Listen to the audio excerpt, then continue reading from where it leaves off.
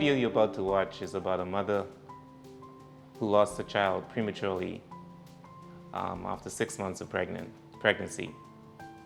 However, even though she suffered grief, and she's still suffering grief, what she did with that loss of a child is incredible. In fact, it stimulated her, or it activated some gifts that she had in her. As a result of the loss of her child, she became an author. And she wrote a book, she wrote a second book, and she's writing a third book. So the loss of her child was able to bring about, was able to activate a gift in her. So there are things, sometimes you lose things, and you have to look back and look at it. And I know you're gonna suffer, you're gonna have grief, but out of that loss, something great is also there. There is a gift.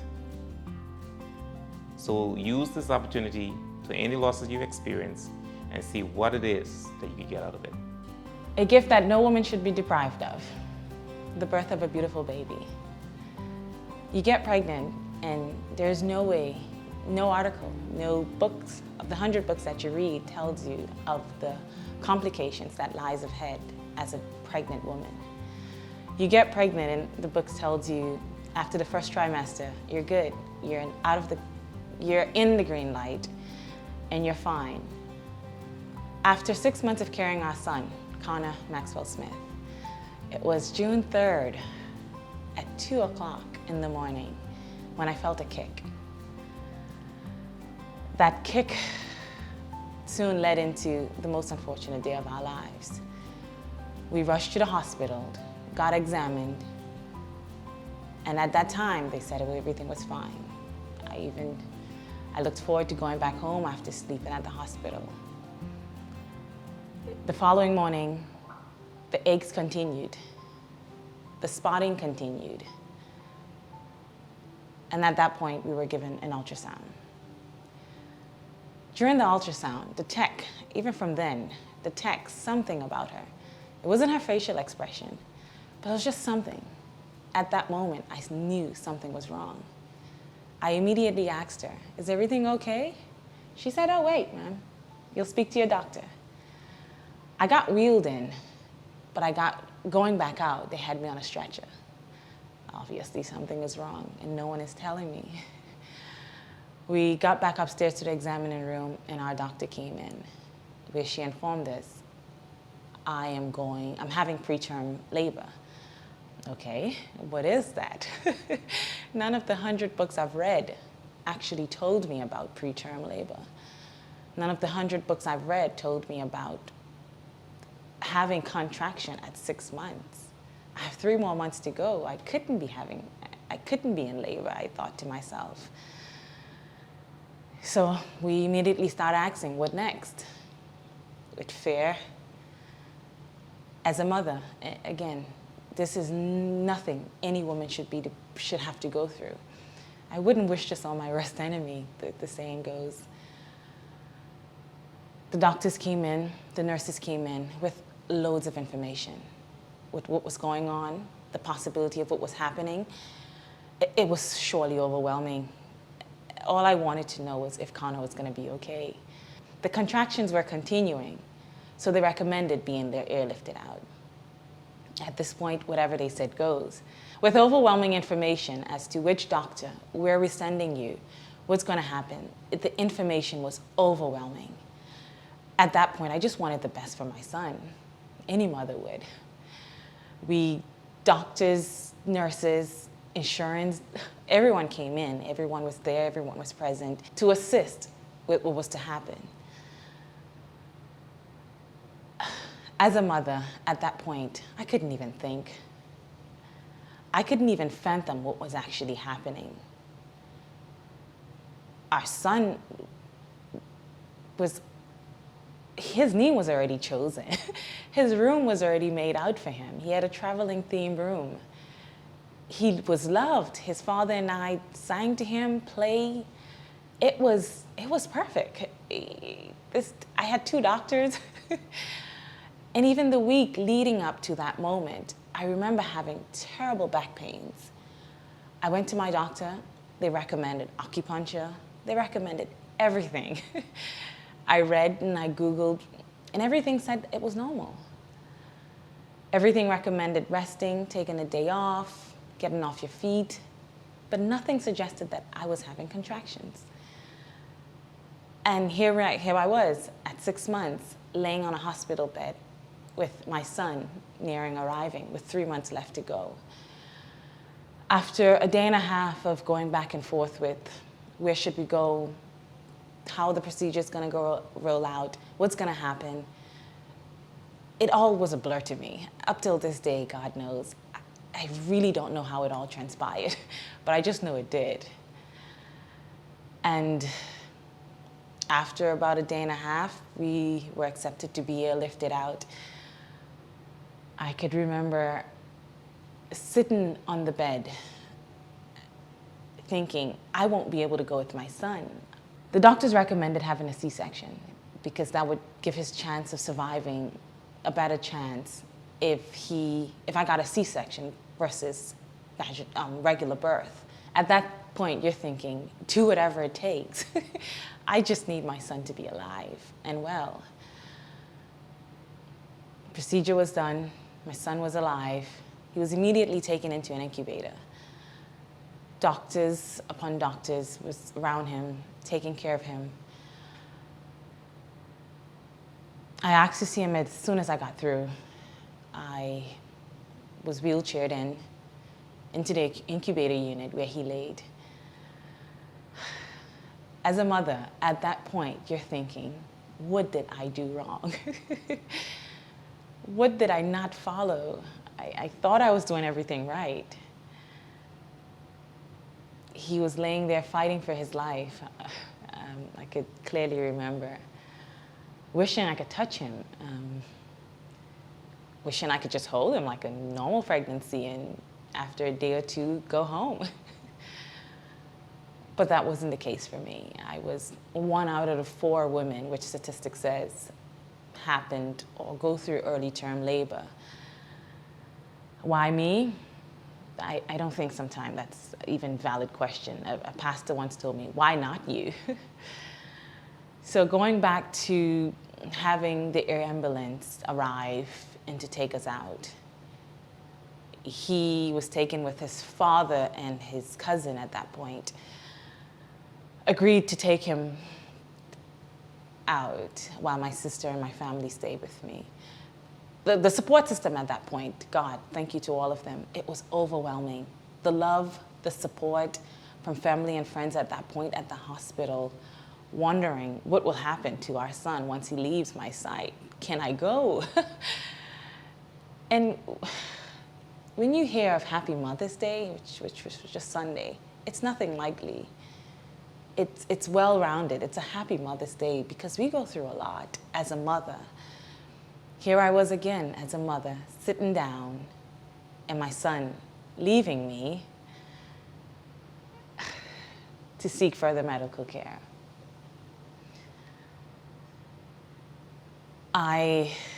It was probably an hour later.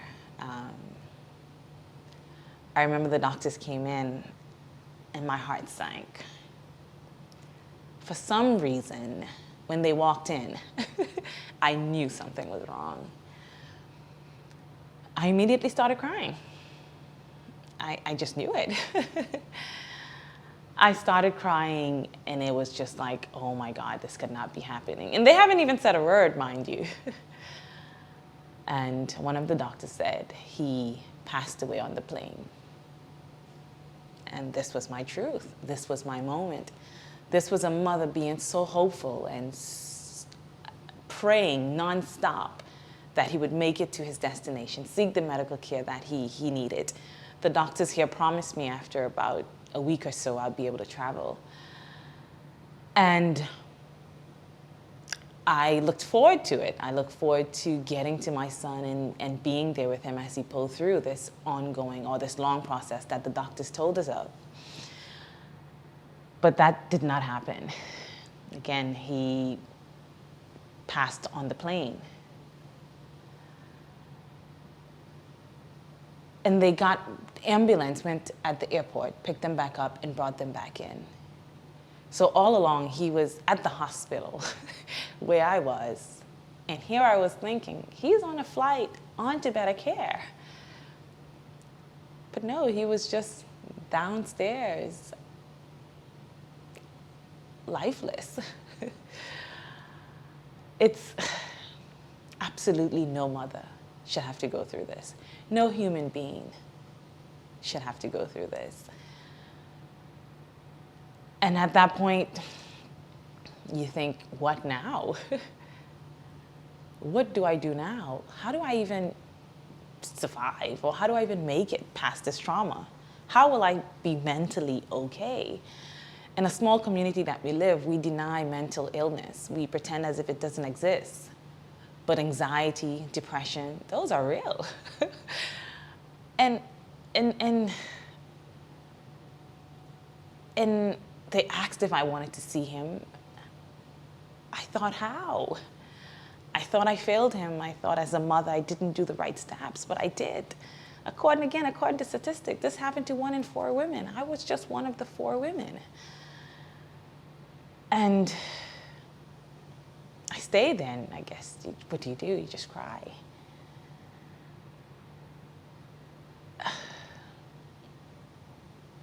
His father came up and we comforted each other.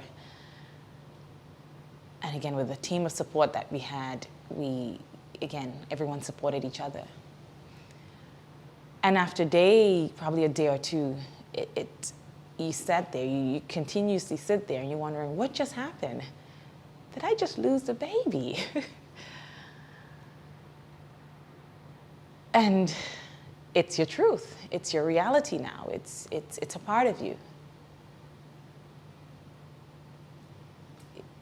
One asked, how did I make it? After somehow the world got wind of it, and at that point, a mother was, and a family was suffering. They were mourning. And whereas as human nature, the human side of us found it okay, or it was something that could have been, that drew an attention, I should say. And at that point, again, I'm wondering, as a mother, you're going through this, you're dealing with everything else, the outside noise, and you're wondering, okay, God, why me? Why the intrusion of the outside noise, the outside world? Why did this draw such a major media attention? What was so different? What drew this to be such a big news? How did losing a child become news? How is it that if mother is suffering and trying to fight for mental stability became news? But at that point, I didn't understand God's plan. It was much greater than mine. He needed that attention for the calling that he was going to do. The loss of our son needed that attention. Because it was something greater. I was used for a greater purpose, much greater than I am. We laid him to rest and continued mourning as a family. His father and I, Kyle and I, it was the hardest times of our lives. It was just heartbreaking. It was just, again, this was a son we actually looking forward to. He was sang to, he was played with in the tummy, he was read to, he was loved. Like every little onesie I probably came across. It's like, oh, this one would look good on Konnor. But that was my truth. That was my moment. How did I make it? God. The healing process was long. It was so long. It was so dreadful. It was so painful. When you see mothers who were pregnant along the same time with you give birth to a healthy baby, it was painful. It was so painful. But with the help and strength of God, family and friends, we made it through. And Trameen Harvey, I remember when this all happened and we reached out. She was a saving grace. She had just recently lost her son, Epic, and She literally held my hand through it, let me know it's gonna be okay. And that is the whole purpose of this video today. The awareness, the letting you know that there's a support team out there and that you're not alone. This happened to so many women. After it happened to me, women from all across the world messaged, inboxed the island. Everyone reached out to say, hey, I was just in your position.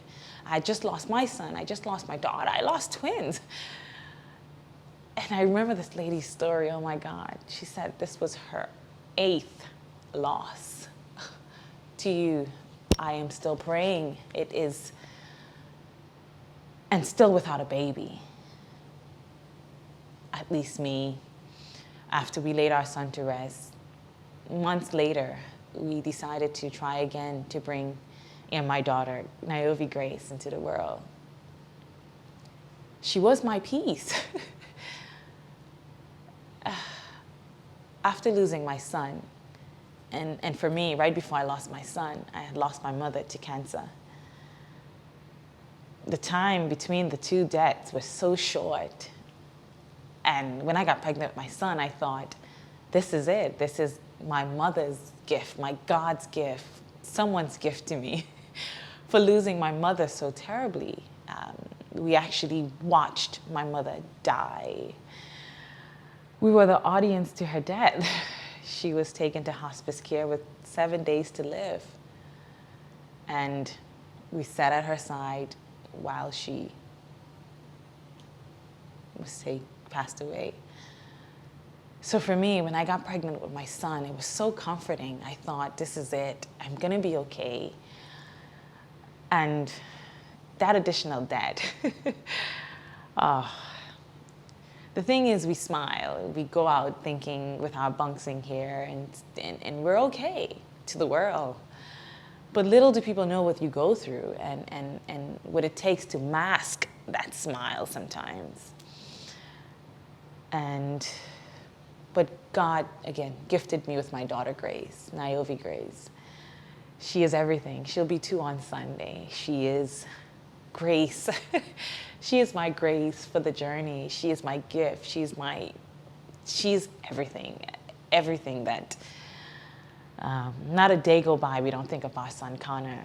And after his passing again, going back, I started writing. It was always always write to escape my pain. That was my outlet. And I would always tell Kyle, my partner, that you're such a noble person. You're always helping everyone, but you're always helping someone. You're always doing something for someone. I'm like, I'm gonna write that in a kid form so kids could know to be such a noble person like you. Go out there and do great things. I started a novel probably 4 years ago, but never finished. It was one of those moments where you sit on the couch and think I'm gonna do something, but you don't finish. After our son's passing, the book idea came back up. I got pregnant with my daughter, and around 5 months, I thought it would be best if I would leave Island to seek medical care. And while I sat in Boston from probably 5.5 months with nothing to do, I picked back up the book, and Konnor came back to mind.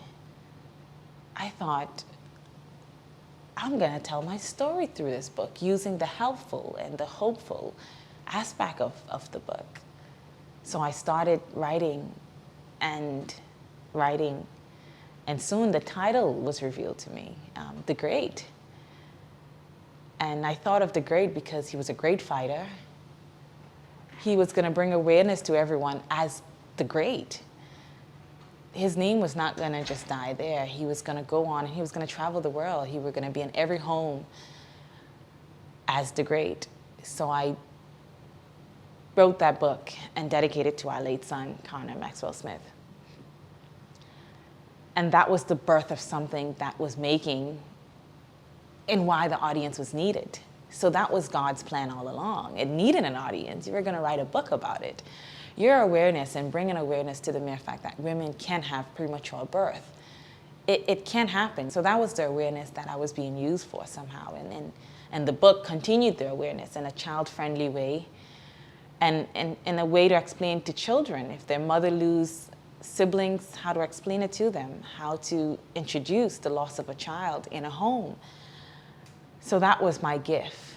That was the birth of my writing career. And so it was a loss, but somehow God found a way to make it a gift.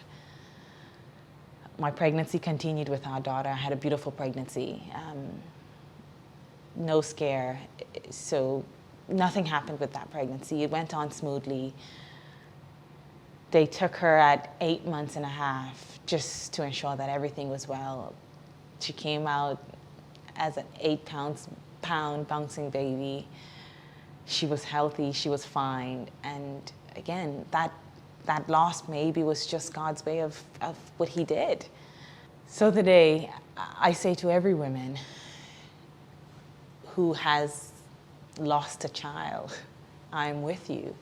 I know your pain. It's a pain. But it gets better. It gets better. Every day is a new day. Every day is something that you're gonna play. It's gonna replay in your mind every day. Up to this day, I sit and I think, what could have I done better? But just keep going. You're doing well. And know that you're not alone. Again, you're 1 in 4 women. It's nothing you did. Nothing, absolutely nothing you did wrong. You did everything right. It just was God's plan. And to every woman who are trying, I pray, I am praying for you. It's a gift that no woman should be denied of. It's the most beautiful thing in the world. Being a mother is a gift. It's the most fulfilling thing that could happen to someone. I pray everyone has a cause, everyone has a thing that they're obsessed about. I am obsessed about praying for women with infertility issues, who has issues losing babies. I pray nonstop for you. And I pray that God sees you. I pray that God grants you that gift. After the loss of our sons, Tremaine and I and other ones had set out to set a foundation. That's one thing I'm hoping still we're able to get off the ground. I want to thank Rachel for giving us and sharing a time with us and sharing with you the loss of a child, Konnor. I know that must be very, very tough, losing a child. I cannot imagine it. And so I want to say kudos to her. I do hope that this video was an inspiration to all of you who have lost children, or those who you know have lost children. Please share this video with them. And I hope as a result of watching this video that you're able to find something to comfort you in the memory of your loss. And that's what Rachel did. She wrote a book. I read the book, and it's a very good book, and I recommend you reading it as well. Thank you, Rachel, again. And thank all of you for watching this YouTube channel. Remember to subscribe to my YouTube channel.